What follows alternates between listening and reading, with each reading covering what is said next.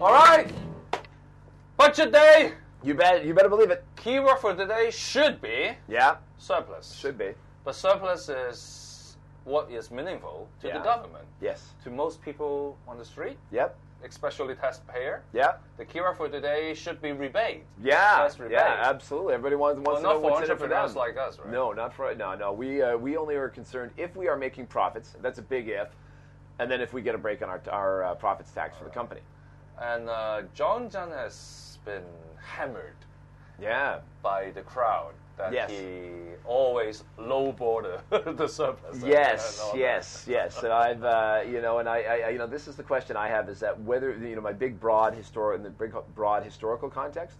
Today we're going to get details, but I got a big broad historical question. Yeah. Is he going to be hailed as the greatest financial secretary we've ever had in Hong Kong? Is he going to build up a pot that is so big that even when our workforce starts to decline and we are paying insane healthcare expenses for the elderly, we still have enough money to take care of ourselves when the rest of the world goes to hell? So you are all for he's not giving out money today? Well, I don't know about that. I'm just wondering in the broad historical context. I'm always happy when I'm the one getting the money back, right? Because there's this argument that, of course, taxpayers pay. We consumers pay through higher corporate profits tax. Everybody pays through the high price of rent and land here. So, it's probably a good idea that the people take some of that back if the government's taking too much of it. But you're one of the founders of Lion Rock Institute, and you must believe that money should be in ideally our pocket, it stays, not in the government's pocket. Yes, because of course if the government takes it out, even if the government returns it, they've got to take it out of our pockets. Then they've got to process it. They've got to pay a bunch of other people to process it, and then choose whether or not and how to give it back. This is the case for the U.S. Dollar for dollar this is the case for the U.S., where the insurance company has captured a lot of the taxpayers' money for managing the healthcare system. Yeah, it's in healthcare, but I mean anything the government does where they take it out, even if they give it back, you never get it back dollar for dollar. They've got to take at least the 20% just for the administration. So, what's your stance then? Well, I would say lower taxes.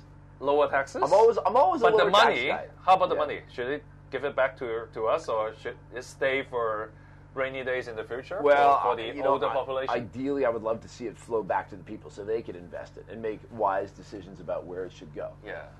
But, like I said, that being said, I wonder if 20 years from now, there's going to be this huge group of old people dependent on the government because they just kind of got it in their heads that was the way to live. That's what happens, right? And then they're saying, oh, thank God the government's there to take care of us, right? The better thing would be if they never had that mentality in the first place, if they kept the money themselves and used it to plan for their own futures.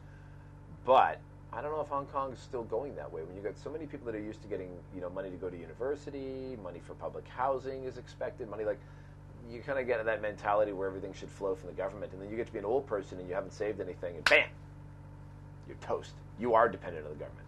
So you better not show up in your July 1st rally. Oh. So, anyways. That's where you're heading. Yeah. Well, so I'm in a dilemma. Yeah. I mean, on the one hand, I completely agree that we should save up for the older population. Sure. But on the other hand, I'm just very worried that keeping all this money in the government's hand, they may not spend it wisely. Oh, yeah, that's the temptation. Especially this year, we have the district council election, and next year, we have the legislative council election. Yes. And in order to pass the appropriation bill more smoothly, they're going to be handing out goodies to buy votes wherever they can. And we're talking about millions, not billions. Yeah. And small billions, or low-figure millions, is very difficult to detect. Yeah, it's so hard. a lot of the goodies will be undetected. Yeah. And give out to all the district councillors and the legislators' assistants. Sure, a road here, a bridge there, And now they have all this money to spend, which is not directly giving to the people. Right. But the political middlemen. This is what I'm worried. They'll this year and next year, the budget, would it be a political budget? I'm not sure. Oh, it's always political. But it will be very likely that they will just give in to political demand just to buy favors from political parties and various politicians. So I think this is why John Tsang's trying to ring fence some of it into committed funds and things like that, so it doesn't bleed out to all these little political gimmies to buy votes. But you're right, it's very tempting for politicians to have that.